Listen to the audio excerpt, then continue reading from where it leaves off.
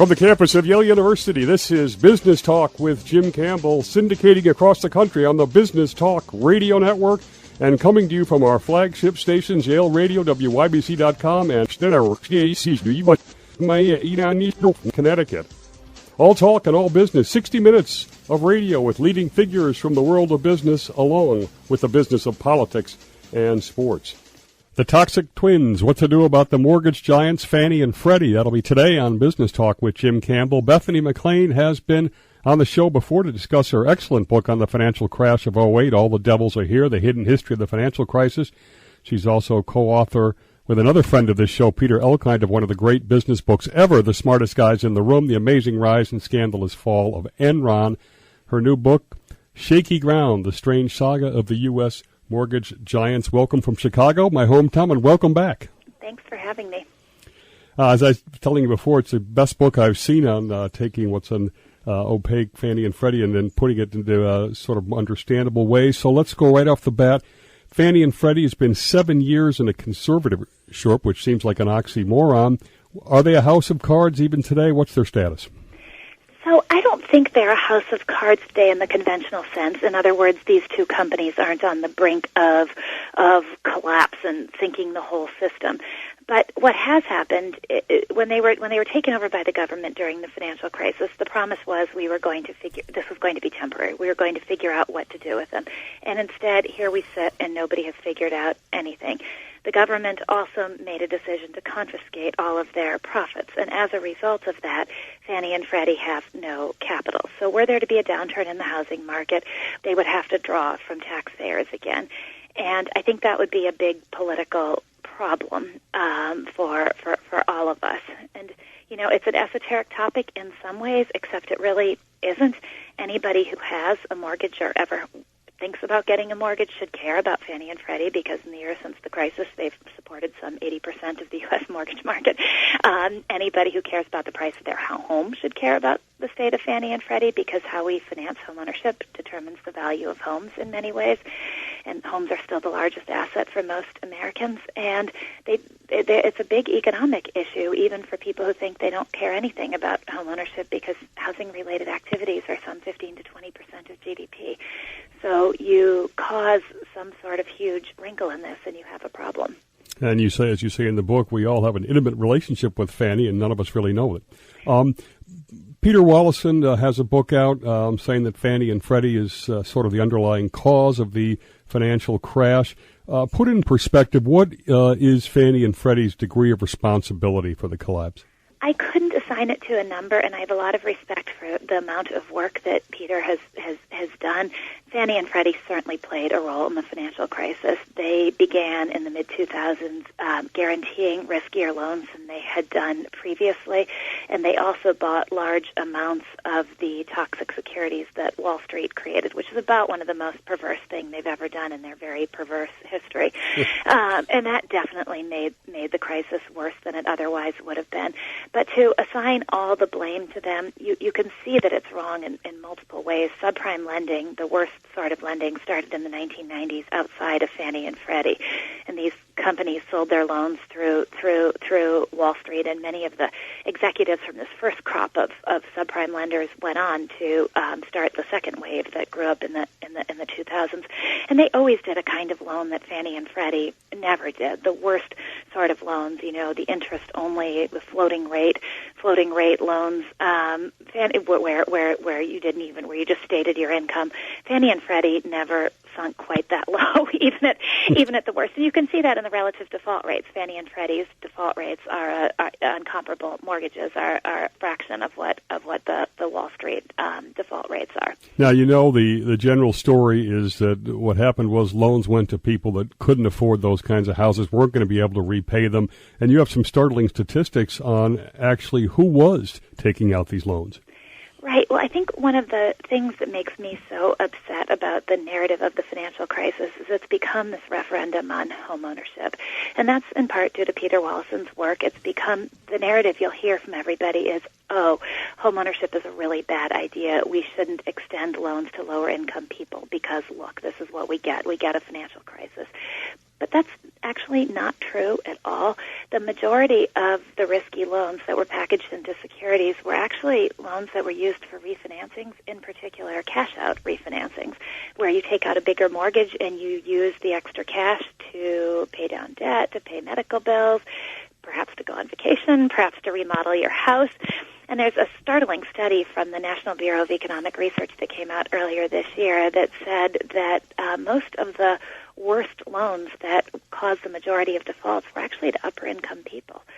So I'm not sure if we should rethink the cult of homeownership in this country as we go forward, but I do know for sure that the financial crisis is not a referendum on homeownership one way or the other. Okay, what about, this is a fundamental issue for me, the dual mandate. We have a private company that's charged with maximizing shareholder value and with a public implicit guarantee and housing goals that were to try to increase the share of home ownership as a percentage of total in the country, as you call it, privatized gains, socialized losses.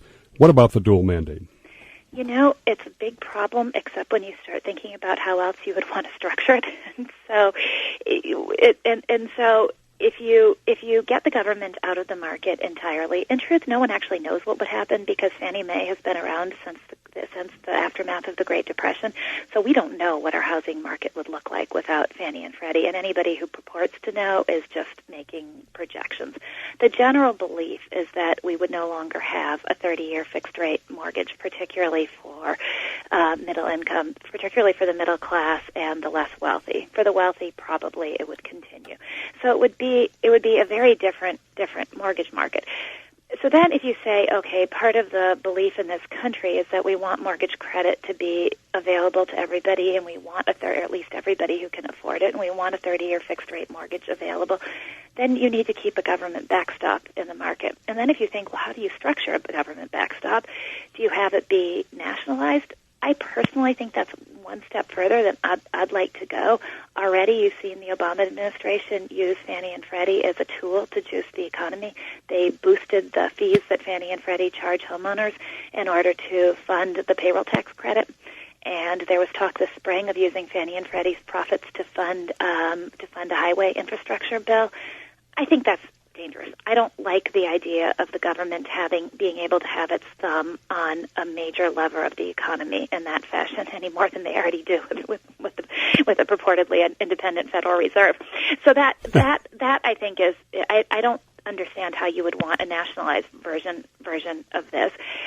I'm not sure a purely private entity can exist in the sense that if you've got the mortgage risk of the nation concentrated in a couple of firms, those companies are going to be too big to fail by definition in a crisis.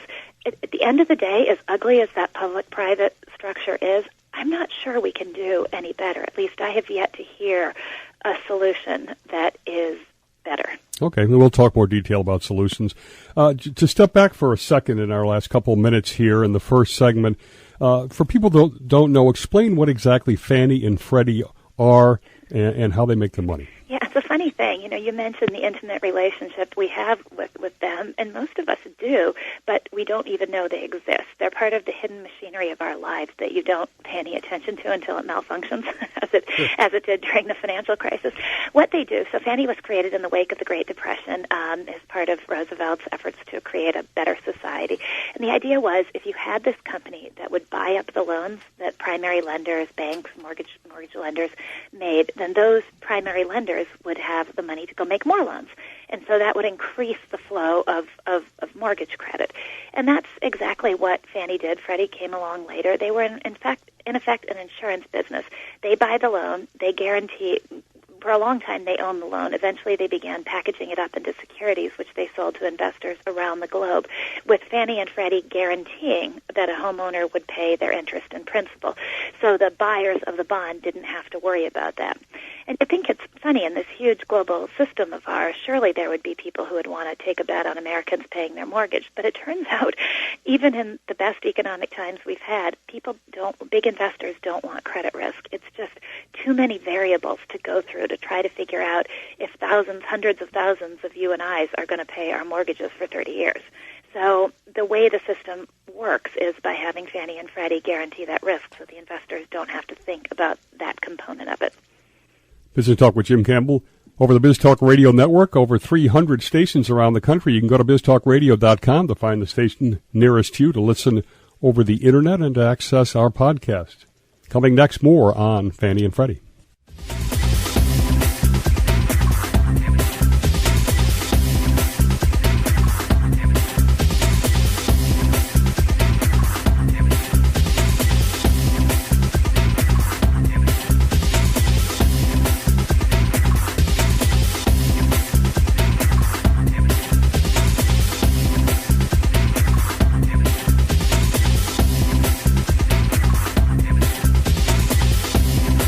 Hi, I'm Robert Reese. Join me weekday afternoons at 5 p.m. for the best of the CEO Forum on 1540 AM WADK.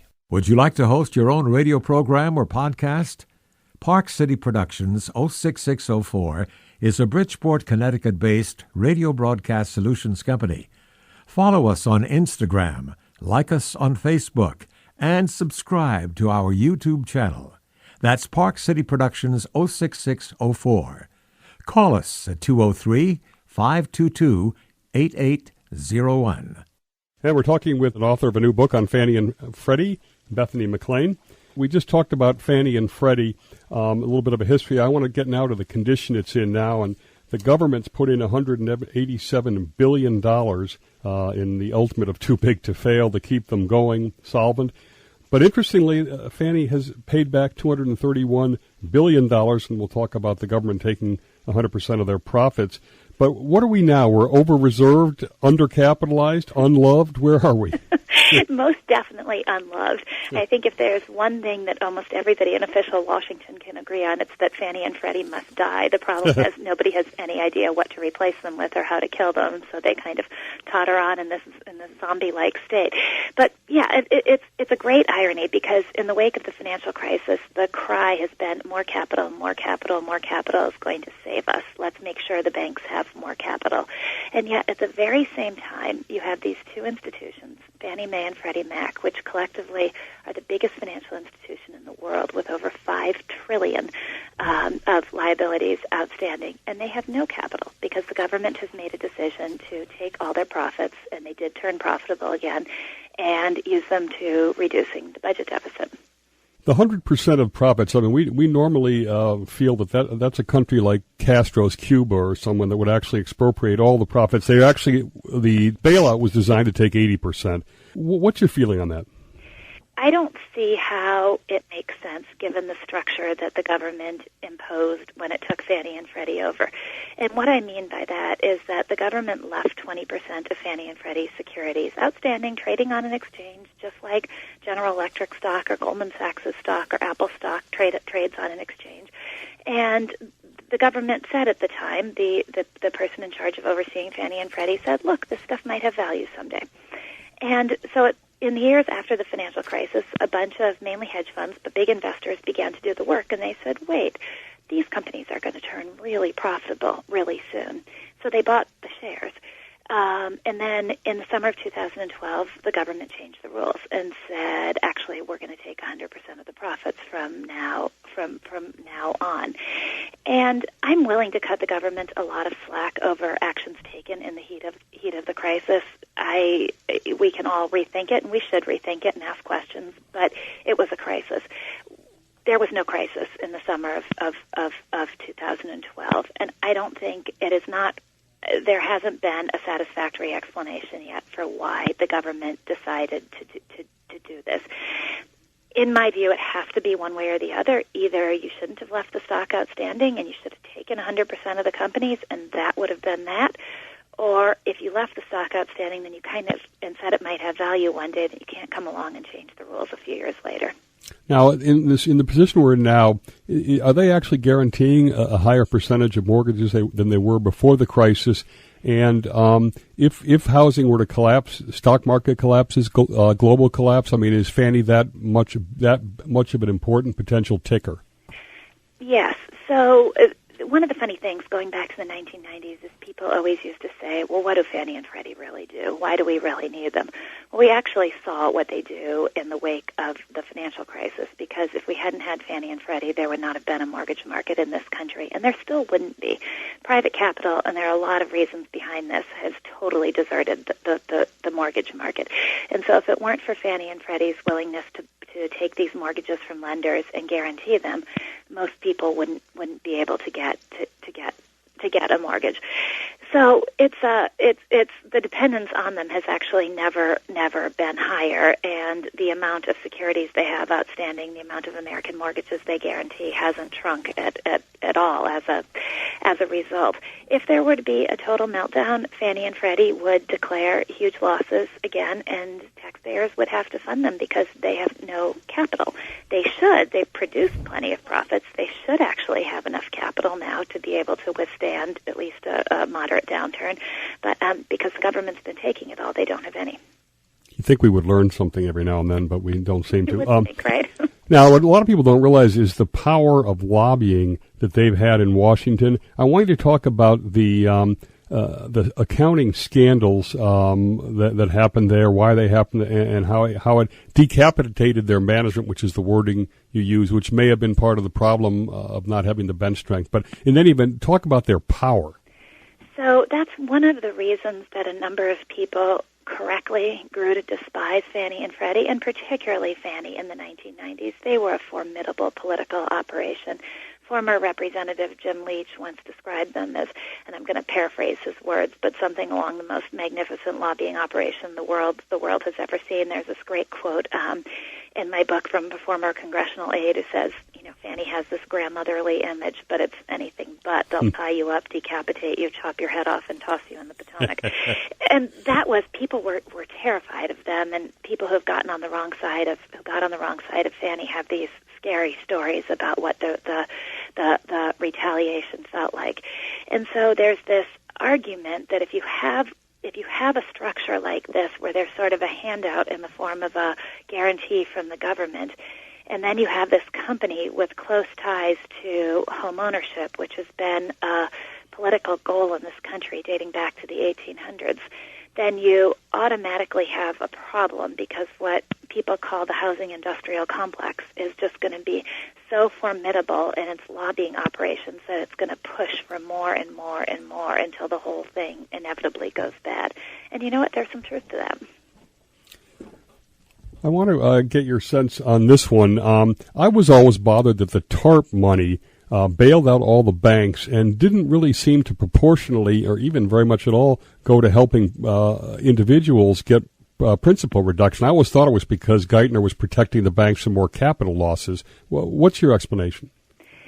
I think there's some of that, and I think there was definitely a focus on banks first, and it's pretty impossible to deny that. I do think that some of the easy solutions for homeowners, like principal reduction, are a lot more fraught than they appear. On the surface, that seems like the obvious right answer: use the money to wipe out people's debt. But I'll give you two examples of problems that can happen as a result of that. One is the next-door neighbor of the person whose debt is forgiven, who borrowed responsibly, says, but wait, what about me? And there actually would be a lot of that, so you create a lot of political anger in this country. And the other fear, which also is real, is that if you start bailing out people who aren't paying, then the people who are paying but are struggling to do so are going to say, well, I'm not going to pay anymore either. And suddenly you've magnified the default problem. So I think we could have done a lot more to help homeowners than we did, and some of the things that were put in place could have been executed so much better than they were. But I think the easy soundbite solutions like principal reduction are not quite as easy as they sound on the surface. Okay, we're down to under a minute in this segment. Problems with killing Fannie and Freddie. Let's go through some of those. We'll only have a couple before we finish this segment. But they've got $5 trillion on the of debt on their books, right? And we really wouldn't want to add that to our debt, even though in a real economic sense they are one debt. Right. So one of the most interesting problems, and I'll leave it at that, is that we still have a hefty foreign ownership of Fannie and Freddie's debt. And so what do? You can't just kill them and say, no more government guarantee or no for this debt, because the value would sink dramatically, and foreign investors, many of whom also hold our Treasury bonds, would be furious.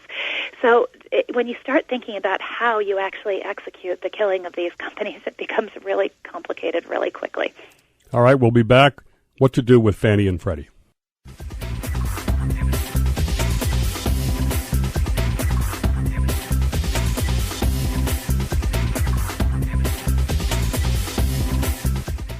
And we're talking with Bethany McLean. She's the author of Shaky Ground, The Strange Saga of U.S. Mortgage Giants. And I want to talk about the reform options now. And if we move to a private system or some sort of system where the private sector absorbs the first percentage of losses, is there a way of structuring that so it works? And I was surprised you cite a CBO study that says prices would only drop a couple of 0.5% and interest rates would only go up just over 0.5% if we did that, even though the supposed guarantees would seem to be the reason now that we can do 30 years at good rates. Yeah. I think when I cited the CBO study, I also raised some questions about it. I think the truth is nobody knows what would happen if we didn't have a implicit or explicit government guarantee behind the mortgage market, because we've always had one. For the last 80 years, Fannie Mae has been around. So it's all projections. It's all a guessing game as to what would happen. I think in really good times, there may not be much of a change. I think in really bad times, as we had after the financial crisis, it would be a huge change. Mortgage availability would dry up for all but the wealthy. Some people might still be able to get 30-year fixed-rate loans, but most people would have 10- or 15-year adjustable rate loans, and I think interest rates would vary quite a bit across the country, depending on whether you lived in the desirable area or not, and depending on what your income level was. So I suspect, in even slightly iffy economic times, given what we've seen since the financial crisis, it would matter a lot. It would be a big difference. And there's still an argument that we should get the government out of the housing market. The problem is it's less feasible than it might sound, because most solutions that propose getting the government out of the housing market then rely on the big banks to absorb mortgage risk or to be more active players in the mortgage market. And if that were to be the case, do you think the big banks would be allowed to fail in the next crisis?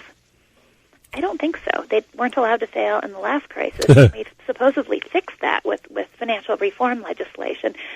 And that's debatable. But even if we have fixed it with financial reform legislation, if they're holding the nation's mortgage risk, there's no way they'd be allowed to default. And so I don't know how. It's an issue that most people who talk about the private market duck, which is what exactly is the private market, and how, in the end, if you have a big holder of mortgage risk, do you get away from an implicit government guarantee? Bethany, one question I have, you just mentioned this. We just did Dodd-Frank, which was the biggest reforms since the reforms after the Depression. Fannie and Freddie is the biggest single entity. Why wasn't that in Dodd-Frank? Because nobody knew what to do with them, so they ignored them. I mean, it really is. It's the elephant in the room, right? The proverbial elephant in the room. We do all these. Like, how many pages was Dodd-Frank? 2,000 something. Yeah, it was like 1,500 rules, I think. I just looked at it the other day at the New York Financial Museum. It's enormous. The museum. So we do all this writing around, and we leave these two companies. I know. I'm totally out of it. I mean, of all the strange things in this strange saga, that's certainly one of them. In the Corker-Warner bill, which is folks in the Senate trying to find a reform, they seem to simply be saying kill Fannie and Freddie but rebuild the same platform. Does that make any sense?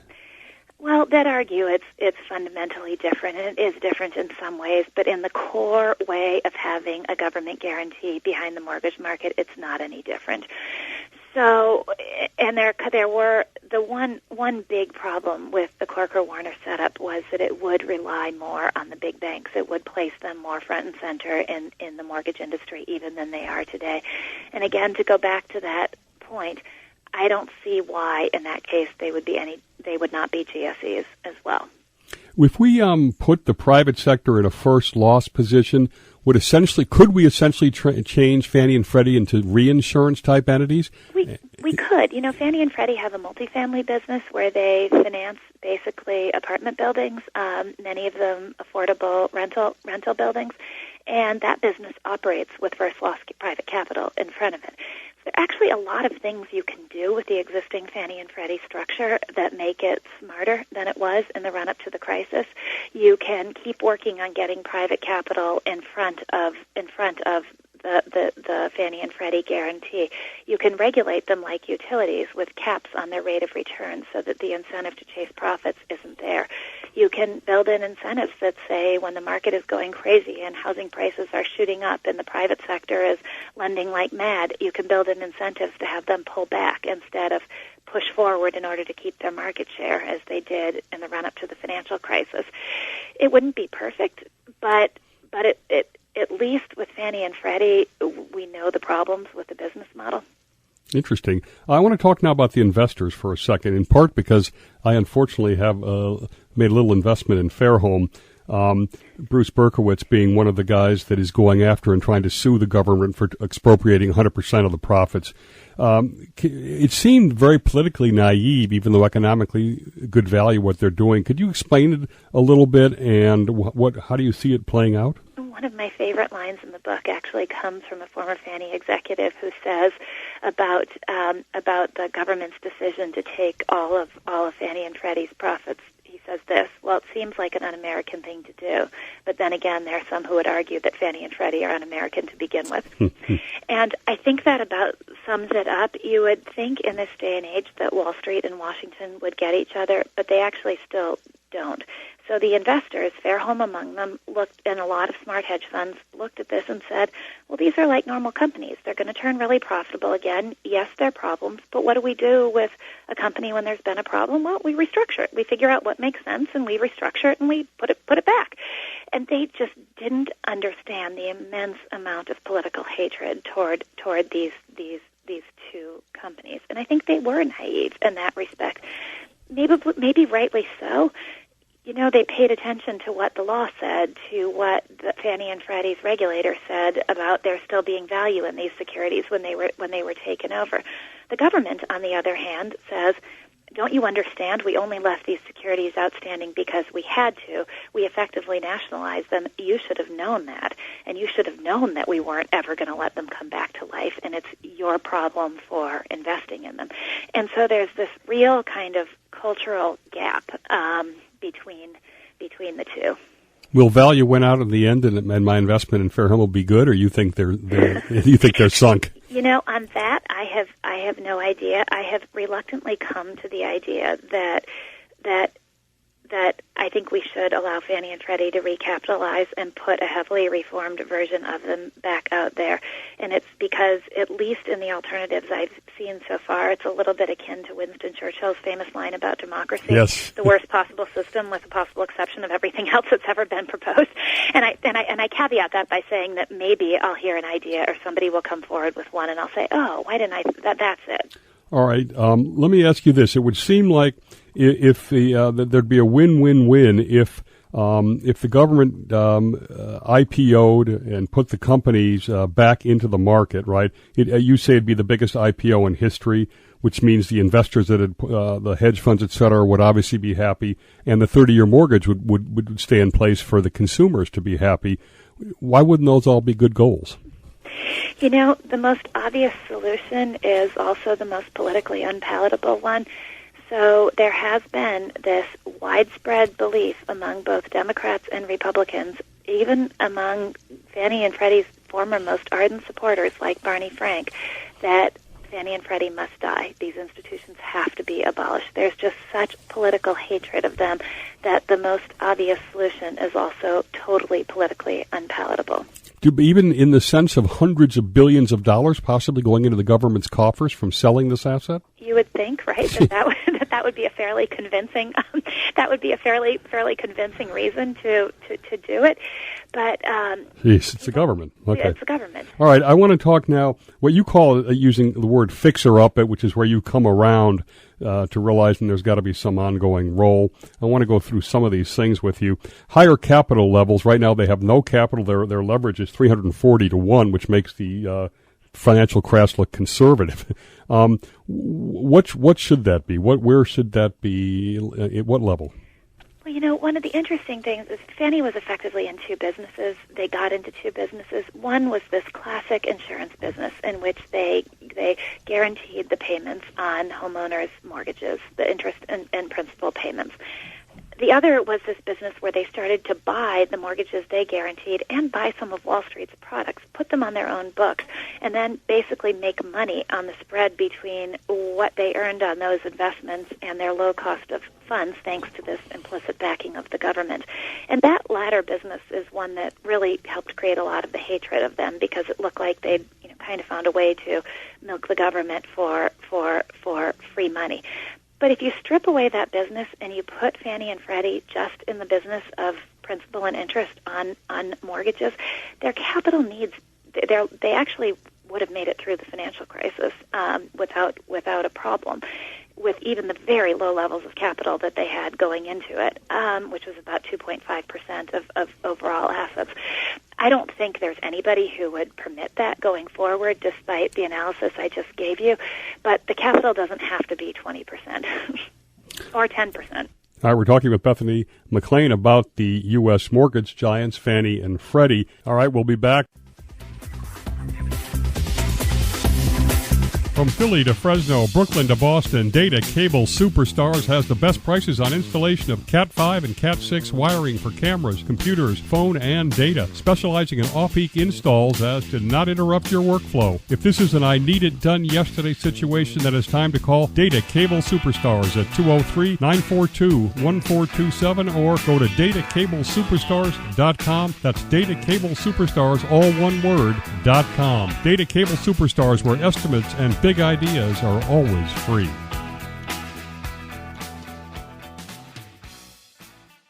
All right, we're talking with Bethany McLean about the U.S. mortgage giants, Fannie and Freddie. You mentioned this in part, but I thought it was interesting. So I just want to, you would have them exit the portfolio business, so there would not be essentially inventory risk. I would. I think partly because there's a perception that business is it's risky, and it's risky not only in the credit quality of the mortgages, but the interest rate risk and all the derivatives that Fannie and Freddie used in order to manage the risk in that business. There actually are some legitimate arguments for them having that portfolio business, but I don't think the legitimate arguments outweigh the arguments against it. Just a sense that shareholders and executives are getting rich off the implicit backing of the U.S. taxpayer, and there's something very ugly about that. You get rid of that business and you minimize some of the profitability, but you minimize a lot of the risk in the GSE's business too. All right, you use the word implicit, and of course everybody's all said they have a cost to capital advantage because they've got this implicit guarantee behind them. Should that guarantee, obviously everything you're saying says it needs to continue, but should it be 100% explicit? I don't know. I think there's a good argument either way. The idea that it would be explicit would make it more honest, right? It would be transparent. It would be something that was paid for. It feels a little bit more honest that way. On the other hand, you can argue that the banks, through the FDIC, the Federal Deposit Insurance Corporation, have an implicit guarantee as well. And so I'm not sure. I'm mixed on whether the guarantee needs to be implicit or explicit. Okay, you have another idea that's interesting that I hadn't heard, and I'm not sure I totally understand it, but converting to a cooperative type structure like the mutual insurance companies like State Farm, the Fannie and Freddie would be owned by homeowners. What exactly does that all mean? So that's actually former CEO Frank Rain's idea, and Frank, as you will remember, was one of the executives who was decapitated in the wake of this accounting scandal. And deservedly so, I think. In 2004, although deservedly so, maybe, although it's interesting that after the case wound its way through the civil courts for a period of 8 years, it was finally dropped, with the judge concluding there was no evidence against Raines or Tim Howard. So that's all yet another part of this strange saga. But Raines' fundamental problem, it's something that he says is core to all financial institutions, is that in crazy times, they begin to chase profits, and thus inevitably begins a race to the bottom. And so if you can put in place a structure that alleviates that tendency to seek growth even when it's become not economically rational, then you've gone a long way toward fixing the problem that isn't just Fannie and Freddie's problem, but is actually the financial industry's problem overall. And he pointed out that cooperatively owned insurers didn't have a problem in the financial crisis. Their incentives are to their policyholders, not to outside shareholders who might be pressing them for more profits. I thought it was an interesting idea.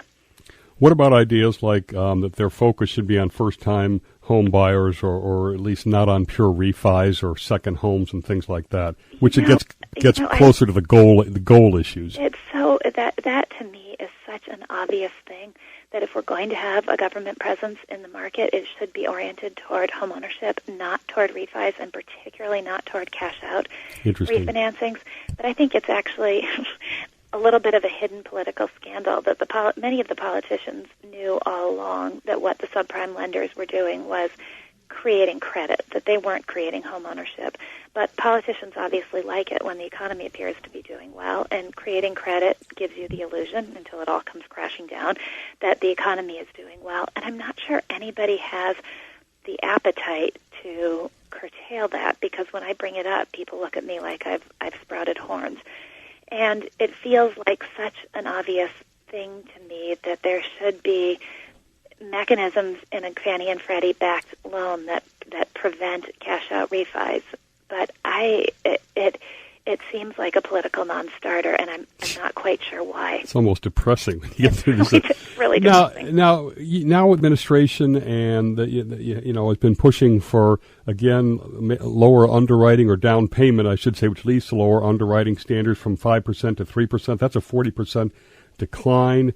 Some of the fees are going to a moderate income housing trust. We talked about the leverage. Are we setting ourselves up to repeat history?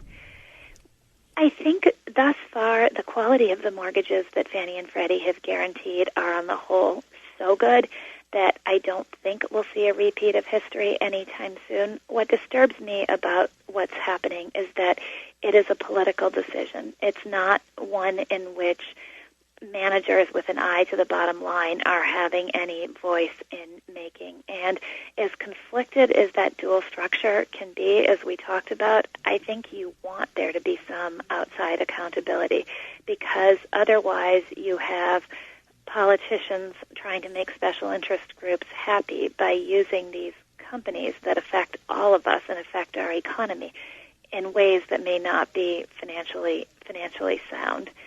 And I also think that without a permanent structure for Fannie and Freddie, all of this is noise around the edges. We're tinkering with things instead of looking at the real problem and saying, okay, how do we set up something that's sustainable for the future? That's why the book is so good. You almost feel like answers are pretty obvious when you read the book, even though it seems to be totally confusing for Washington. Just finishing up quickly, if quantitative easing is going to end, they have a lot of Fannie and Freddie debt on their books. The Chinese and the Japanese, you say, own $1 trillion. Could we be faced with big destabilization if China decided to dump the stuff, although they'd be hurting themselves, or if QE screws up the value as they try and dump this stuff? We absolutely could. Nobody knows what's going to happen if the Fed starts selling this stuff, if China starts selling this stuff. It's one of the things that's scary about the current situation, and one of the reasons I think it's a total scandal that the companies don't have any capital to absorb any losses with, and we don't actually know what might happen to mortgage rates if people decide to start selling. Wow. What are you going after next? I think I'm recovering from this one for a while. You'll wait for the next Enron scandal, which will inevitably be coming somewhere? When I wrote about Enron, I thought, this is it. Okay, I've seen my scandal. This is my lifetime scandal. This is my one book. This is it. Nothing bad's going to happen again as long as I live, at least not in the business world. Obviously, I was wrong. Well, I hope everybody takes a look at this book, because it is the best, and it's a short book. It's the best, most transparent way of figuring out what's going on here, what should be going on, what we need to do to fix these guys. Shaky Ground, The Strange Saga of the U.S. Mortgage Giants. It's published by Columbia Global Reports. Bethany McLean, another great book. Thanks for your time, and really enjoyed it. Thank you. Me too.